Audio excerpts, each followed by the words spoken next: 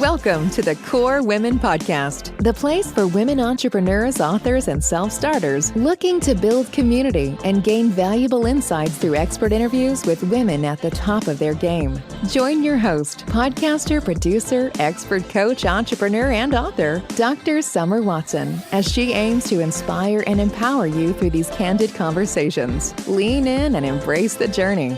It's time to start the show. Here's your host, Dr. Summer Watson. Welcome to another exciting episode of the Core Women Podcast. Today, I am thrilled to have Brittany Cano here with me. Brittany is the founder of Holistic Nurse Coaches, a nurse-led holistic wellness company dedicated to guiding others towards prioritizing their well-being and fulfilling their life's purpose with peace and passion. Brittany holds a bachelor's degree in science of nursing and brings nearly 20 years of experience as a registered nurse to her holistic wellness practice. She is certified as a life coach, personal trainer, health coach, EFT practitioner, Reiki healer, and Yin yoga instructor. I'm excited to dive into Brittany's journey, explore her holistic approach, and gain insights on how we can all lead healthier, more balanced lives. Let's get started and welcome Brittany. Thank you, Dr. Summer. It's so good to be here with you. It is awesome that you're here with me. I can't wait to jump into this and explore a bit of your background. Before we really get into the professional aspects of your background, if you could describe your life journey in one word to this point, what would that word be and why? I would say adventure because I had no idea my life would lead me where I am today, and I'm sure many of the listeners can relate to that. And it feels like I've lived multiple lives already up to this point. And I do love the perspective of looking at life as an adventure. To me, it brings more fun and reminds me not to take life too seriously. Oh, I love Take it serious, that. but not too serious. Yeah, life as an adventure. I love that. I think every day, every moment can be an adventure. It really can. It really can. When I come back to that perspective, I'm like, oh, okay, this is just part of the adventure. Yeah, I love that because that really sets the tone for the moment, the day, the week. It's just going to be an adventure. So, can you share a bit about your journey and adventure, about what inspired you to found Holistic Nurse Coaches? Yes. So my background, as you shared, is in nursing. I have always really leaned towards mental health, a lot of depression, mental illness in my family. And so I initially wanted to be a therapist or a psychologist and went into nursing. So getting into the nursing field, I really loved that aspect of caring for others, but quickly learned that there were many gaps in what I was able to provide for my patients in the ICU, just based on time, resources, the conventional health model. And so I really was inspired by a patient that I had who came to us as a code blue. So her heart had stopped. Ugh. She was young, in her 60s, very young. Like I remember pausing, it was just everything stood still. And I had this revelation of, I really am called to prevent people from ending up here in this hospital bed, because she had so many preventable conditions that perhaps had she had these resources or implemented these lifestyle changes, she might not be in the ICU bed. And along that same time, I too was going through one of those, they call it a dark night of the soul, and really changing my life around, going from being, sick in lots of ways to really turning into being so much more healthy and really living my life's purpose. And so that's when I started my business. I have questions a bit scripted here, but I want to go off that script because I want to ask you, when you recognized what was happening with this woman and she had this cold blue, and those can get really, I've been on units where we've had cold blues and it can be scary. Did that kind of induce that aha moment for you? What was it that helped you even start your own personal journey into holistic wellness? I got to a place where I just continued in the same toxic patterns over and over and over. And I wanted to create a change in my life. I just didn't know how. And I had a friend who was going through like life transformation coaching. and I saw the changes he was making, and I already saw him. He was, he just already had it, to me, had his life together, but he started asking me these questions. What do you really want for your life? What's your vision for your life? And that was not the conversation I was having with friends at that time. We were talking about, which nightclub are we going to tonight? What are you wearing? Yeah. Oh my gosh, I'm so hungover. Uh, That was the conversation. So it really started having me think about this bigger picture. And I knew I wanted something else for my life and went through a breakup. And it was an opportunity to either go and start this coaching program that weekend or go to something called Sunfest, a big party. And I knew enough to say, if I want to really make change, I have to do something else other than what I continue to do over and over again. And from there, really, my life changed dramatically in a really positive way. yeah. It's interesting your explanation of that because a lot of people will continue with the same patterns, but you ended up having a reflection point and saying, I could go down that road and go to that party and continue with the same approach that I've taken for the last several years, or I can start a new beginning with some skills that I already have, but skills that I will learn right now. Yeah, the suffering got loud. And I saw the writing on the wall. I looked around at other people who maybe were 10 years older than me, 20 years older than me. And I knew that if I continued on this same track, it was inevitable. I mean, I had my patient there in the bed, not doing well at all, Yeah. as hey, this could be you. Yeah. This will be you. If you continue with this lifestyle, this will be you in some way, shape, or form. Wow. But even still, some people don't even have that insight and then they keep going down that road. But I love how you put that. The suffering got loud. It got loud enough for you to say, okay, I'm going to take the reins and I'm going to kind of pull back on those reins and have that reflection point and say, I need to take the steps to change this journey for myself. You didn't know where to begin. You didn't know that first step, second step, third step. You had a friend asking, kind of calling out these questions from you and saying, hey, how do you feel about this? Or, what are your thoughts about this? How did that feel when that person was asking you those questions? It felt exciting, and it also felt, there was some fear there because I knew I was not living in alignment. That also became more and more prominent. Like, hey, you're being called forth to live in a more healthy way, in a more self-honoring way, and really use your gifts to greater capacity. I couldn't deny it anymore. Mm-hmm. That whisper of like the guilt, the shame. It's like, okay, I don't know what is lying ahead. And, like we hear all the time, take the first step. You don't have to know how. And a lot of times we just don't have the tools. But if Yeah. we show up and we keep, one foot in front of the other, the path continues to be revealed. At least that was my experience. And I see that with people, and I'm sure you do too, right? When they don't know where to get started, and then we just decide to start. And it goes from there. We don't have to have the big picture figured out. Yeah. And sometimes it's easier not to have that big picture figured out right away, especially when you're going through such a transformation, right?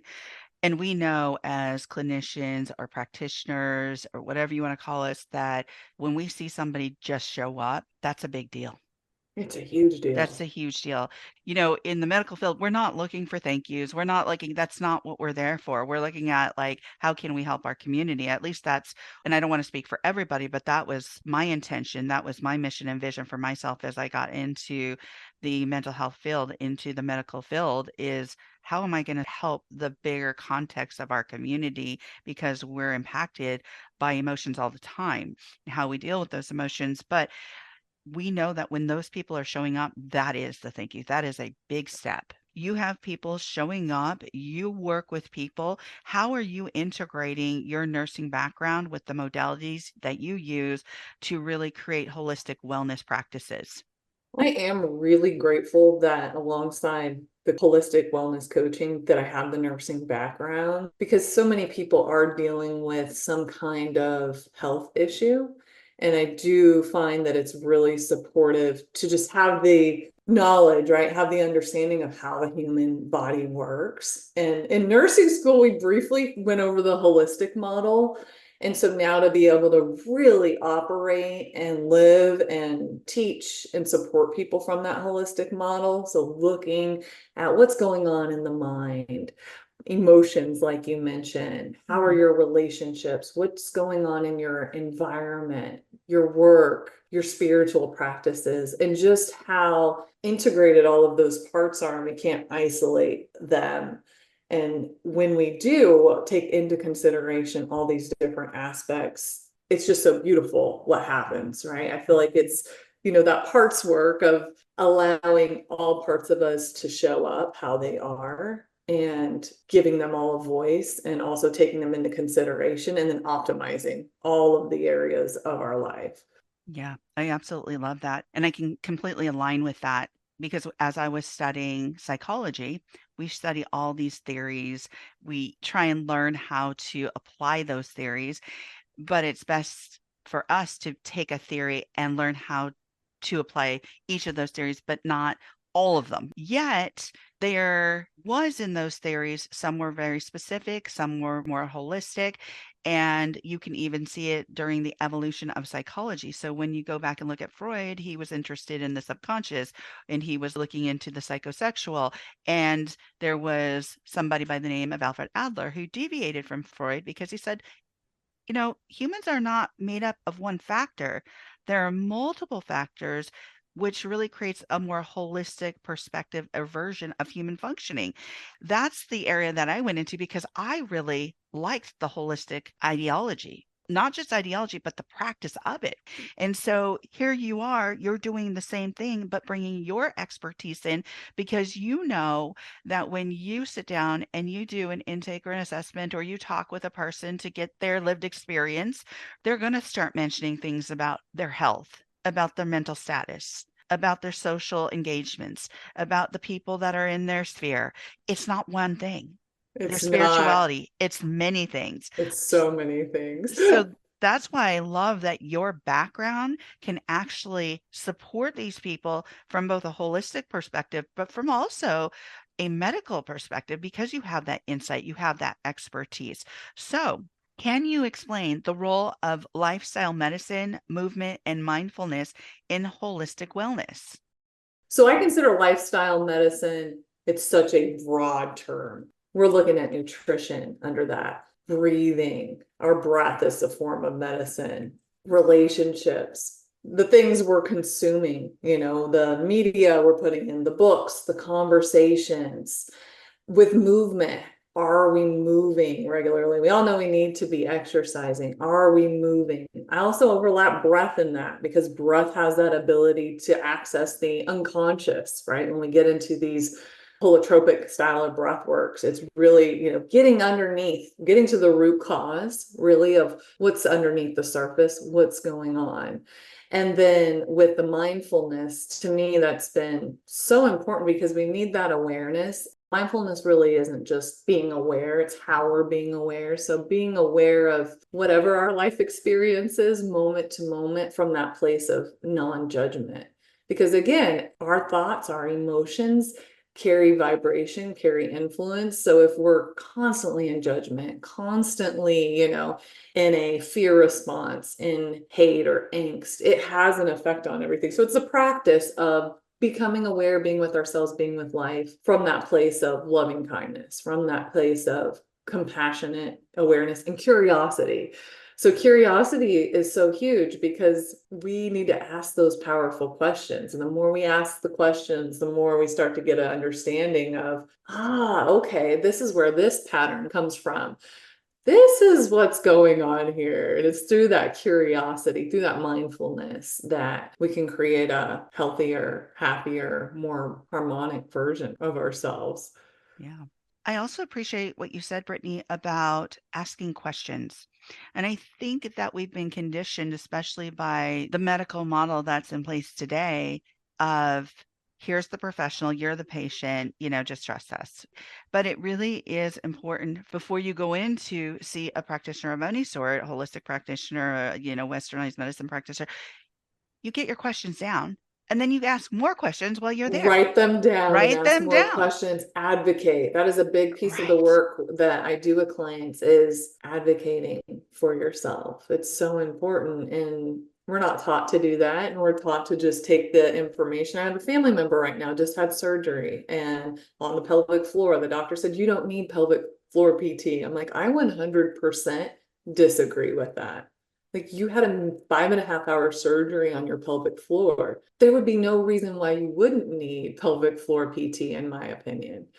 So I think, doing our research, and of course, I don't want to undermine the education of our providers. And we also need to advocate for ourselves and ask powerful questions. And if we're not feeling healthy, for example, or if we're dealing with constant symptoms, getting curious and looking for those answers, and not just necessarily in the traditional model, because a lot of times we won't find them there. It's like detective work. I tell patients that all the Absolutely. time. I'm like, I know it seems like we should just know what's going on with you. And everybody is a unique case, although we have these general models of like, this is what happens if your appendix is, out of whack, or your stomach is out of whack, or your intestines. Every single person is unique. And so the plan, it needs to be unique to individuals, and sometimes it's not. So it's Right. important for us to stay curious, advocate for ourselves, or have somebody, if we're too sick to do that, hopefully we can have somebody in our family who can do that for us, or friends. Yeah. I think we could get into a long conversation too about not just lack of resources, but the ability of each person to advocate for themselves and what that looks like and how they can do that. Because I think sometimes people fall through the cracks when they don't advocate for themselves or don't know the other options. As an example, I have a friend who has stage 4 colon cancer and it metastasized to her liver, and she's going to see an oncologist that's not part of a research hospital or team, and she's got a great oncologist, but she didn't know about a certain procedure. And I said, you need to get to a research hospital where they're dealing in teams. And so she got there and she said, oh my gosh, there's this new procedure called Y90, and it focuses on the liver and radiates the tumors in the liver. And I was just like, you would have never known that if you didn't go research, or if you didn't have a friend to say, hey, go to these teams where they do teamwork and research, because that could have been and is something that helped save her life because it eradicated those 12 tumors in her liver. Advocate for yourself, ask the questions, go see teams of people. When you mention the pelvic floor, I've had a hysterectomy and I'm thinking after a 6-hour surgery, I should have had even pelvic floor or It's some kind of PT. unbelievable how often it's not even talked about. It's not, it never was with me ever. So So often. and it needs to be done. So these are great examples, right? So you also do retreats. When somebody is to attend one of your retreats or your wellness program retreats, what would the participants expect to gain for them? I love our retreats. It's such a it's such a beautiful time. It really is a mind, body, spirit, social immersion focused on wellness. It's a great foundation for creating healthy habits and going deeper in your wellness practices, all while having fun. Like, we have a lot of fun, and I think that that's something that can be missed in this, like when we're doing that deep inner work and we're doing on our healing journey. Yeah. And I think it is really part of the secret sauce, is to have fun and also feel safe. It's a very safe, loving, kind, compassionate space to really be with yourself, maybe in a way that you haven't before. I really encourage people, at my clients as well, one-on-one, that we have the ability to be with it all, right? All parts of ourselves, everything in our life, even though sometimes it feels too scary and overwhelming. So the retreat space is really an opportunity to see that other people have all those aspects as well. We're not alone in it, which I think that in itself is so therapeutic and so validating, because when we're going through something, we think we're the only ones. And then when you get in a group of people and sit in a circle, you realize everybody has something. Yeah. Everybody truly does, and it's okay. And so just really a more holistic or more unconditional love and acceptance of ourselves and our lives and where we're at, all of it. Oh, and I love that you incorporate having fun. I think you're absolutely right. That is the secret sauce a lot of times in a lot of programs that just can be so healing in itself when you have fun. Yes, the deep work that I did at the beginning of my journey, there was fun, but it was also very, very serious in some ways. So when I started hosting retreats, my intention was, how can I create this transformational experience with more fun and ease, with more Yeah. peace, and not so not so Serious. much, yeah, so much seriousness. So heavy, right? Yeah, exactly, exactly. Whereas as you're still saying, hey, this is still a safe space, but we're going to have fun while we're discovering more about ourselves and learning about each other and creating this connection with our own bodies, our own spirits, and with others as well. So I love that we've covered so much today. We've really touched on a lot of different things from advocacy to understand yourself to those reflection points to what you do and how you offer your services and your programs. So thank you so much. But as we come to the close of the interview, my last question is if you could give the listeners one tip about a step they can take to prioritize their well being, what would that be? I would say give themselves full permission to do so. I hear the concern with people that it's selfish or I don't have time or I'll do it later when the kids are out of the house or once I get through this degree. And it's actually one of the least selfish things we can do because the more we're at our best, it has a ripple effect. And that we also show our children, we show the people around us that it is really a true benefit to prioritize ourselves and also starting where you're at. Meet yourself with where you're at. It doesn't have to be some big, huge thing. Even just taking time to just simply be. We're big doers in our culture. We're always on the go, performing, doing, taking care of things, taking care of people. So taking those pauses to be in the moment, enjoy yourself and those glimmers. And then those glimmers can turn into, more of a practice of prioritizing our well-being. But we have to, right? And just remembering that we get to be on that list too of what are your top priorities? What are your top values? What matters most? Our mission, our children, my family. A lot of times we forget ourselves and we're at the center of all of that. So putting ourselves first is definitely worth it. We're worth it. Some wise words for sure. We are at the hub of all that. Putting ourselves first is a priority. So thank you so much, Brittany, for joining me on the Core Women podcast today. Thank you, Dr. Summers of Joy. Absolutely. You can follow Brittany Cano on LinkedIn, Instagram at holistic_nurse_coaches and at holisticnursecoaches.com. Thank you for joining us on the Core Women podcast with Dr. Summer Watson. We're so glad you're here and would love to connect more with you. Find us on Instagram, Facebook, and YouTube at Core Women and on Twitter at Core Women 1. For more about Core Women and Dr. Watson, visit corewomen.com. Want more support and resources for amazing women like you? Great! Join Dr. Watson and Jen Fontanilla at the Life, Love, and Money Collective, a Core Women production that aids in understanding the key traits that might be getting in the way of living a life that you are absolutely passionate about. Connect with Summer and Jen and find out more at thelifeloveandmoney.com.